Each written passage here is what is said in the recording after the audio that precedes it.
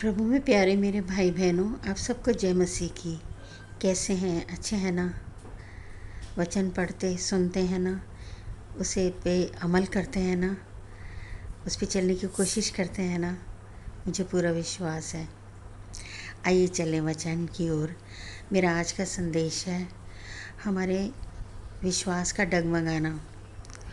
जब हम फिसलने लगते हैं अपने विश्वास से तो हम गिर जाते हैं, और जब हम अडिग रहते हैं अपने विश्वास पर तो मीठा फल पाते हैं।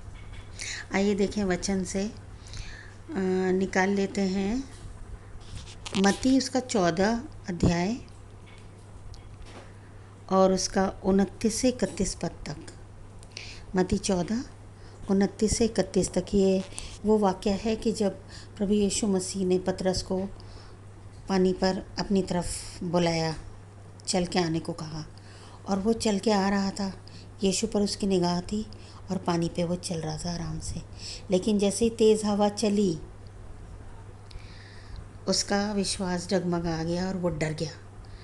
डर के दिल में आते ही वो संदेह में आ गया, और संदेह आते ही उसके पाँव जो थे वो डगमगा गए और वो डूबने लगा। और फिर वो डर से चिल्लाया, प्रभु मुझे बचा।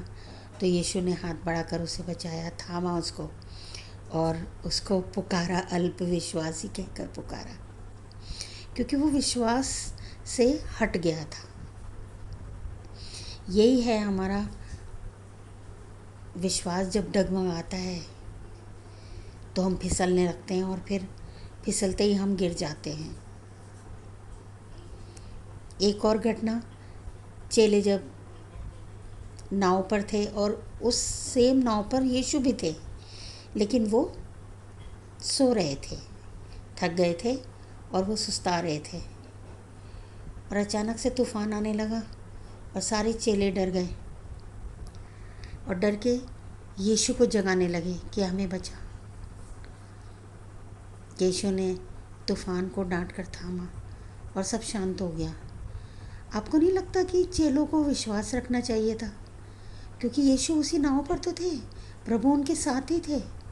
प्रभु के होते हुए क्या उन्हें कोई नुकसान हो सकता था? लेकिन नहीं, ह्यूमन नेचर, मनुष्य का स्वभाव प्रभु के साथ होने पर भी डर रहे हैं, घबरा रहे हैं, संदेह कर रहे हैं। ये डर, ये घबराहट, ये संदेह, ये डाउट, यही है विश्वास से डगमगाना जो हमें ले डूबता है। काश हमारे विश्वास अडिग हों, हम अपने विश्वास से डगमगाए ना, तो निश्चय ही हमारी जीत होगी। वैसे जैसे मार्था और मरियम की हुई। उन दोनों बहनों में विश्वास था कि हालांकि लाजर मर चुका है, 4 दिन हो गए, यीशु आएगा तो अवश्य कुछ करेगा। कितना भरोसा था यीशु पर, और उनके भरोसे की लाज रखी ईश्वर ने। 4 दिन पहले मरे हुए लाजर को जिंदा कर दिया। जीत हुई उनके विश्वास की। यही विश्वास, स्ट्रॉन्ग विश्वास उस स्त्री में पाया जाता है जिसे 12 वर्ष से लहू बहने की बीमारी थी। कमज़ोर शरीर हो चुका था बहुत बीमारी से, 12 वर्ष से बीमार थी, भयंकर बीमारी से।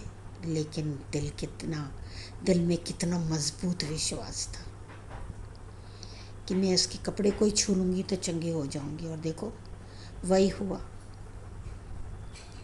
She got healing then and there only, immediately खुदावन ने उसे वहीं के वहीं चंगा कर दिया। हालेलुया।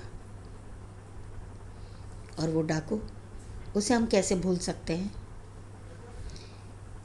एक डाकू ने तो निंदा करी प्रभु की, और दूसरे ने क्या बोला कि हम तो अपने किए का फल भुगत रहे हैं, लेकिन इसने तो कोई अनुचित कार्य नहीं किया। और प्रभु ने उसको क्या फल दिया उसके विश्वास का?